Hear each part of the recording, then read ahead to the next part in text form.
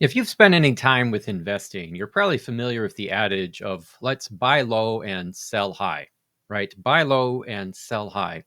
And that's a really common sense adage. If you want to make money, you got to buy something at a good price and then see it appreciate in value and then sell it at an even better price. And you make money between the spread, between the low and the high side of this.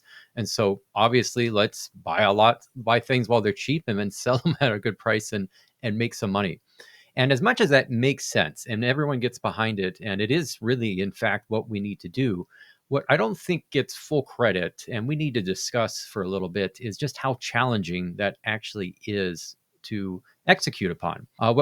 Isn't captured in that expression is the risk associated of that low price and choosing to buy when something is low, which tends to mean there's a reason why it's cheap or more inexpensively priced or not as expensive as other alternatives, and which makes it at the same time makes it a good deal, but also makes it a possibility for error. Maybe we're mistaken, and we could get this wrong. And maybe we're not just buying at a low price; we're buying at the wrong price, and instead of this going up in value, like we want it to do, it's going to go down in value and go to $0 and become worthless. And so, buy low, yeah, let's do that. But what's the risk captured behind that? There's also risk on the other side of this in terms of selling high. You're like, well, has the price maybe fully realized itself as the company? Is the price fully reflective of the value of the entity? Am I getting top dollar? Maybe the price will continue to go higher. So if I sell now and we're not at the top of the market, I'm missing out. And so there's also a risk of loss in this side of it too.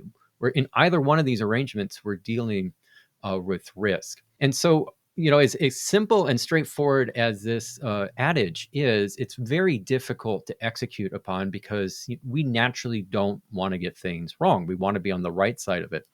But then we, hold ourselves back, or we have hesitancy or concern or worry because if we're wrong, we're going to lose money, and we don't want to lose money, and so we're slow to execute. And so instead of maybe buying low or selling high, we kind of buy medium and sell medium, and that spread doesn't get to be as much. More so, it's like especially let's sell high when we're getting a really good price, and then buy low.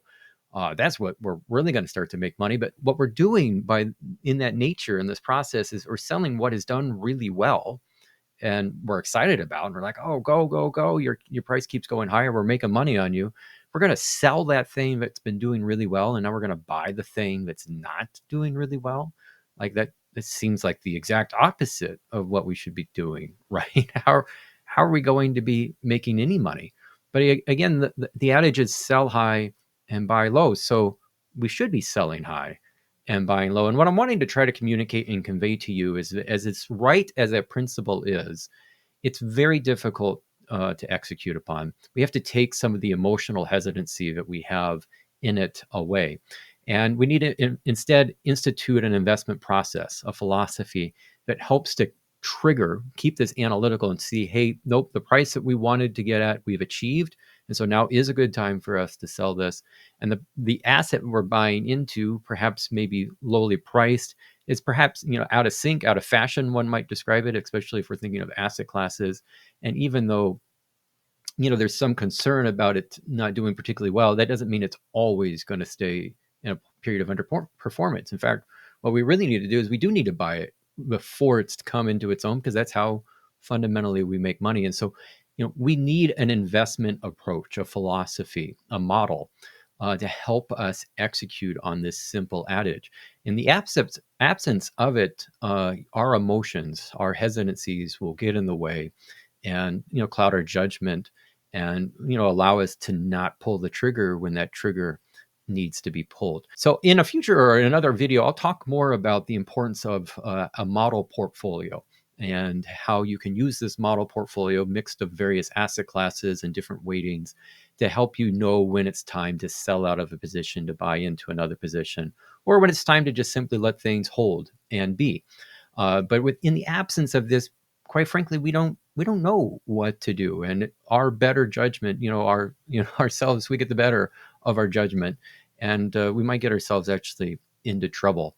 So sell high, buy low, sell high. We want to do that. We really want to sell high and buy low. What I want to convey to you is that's a lot easier said than done.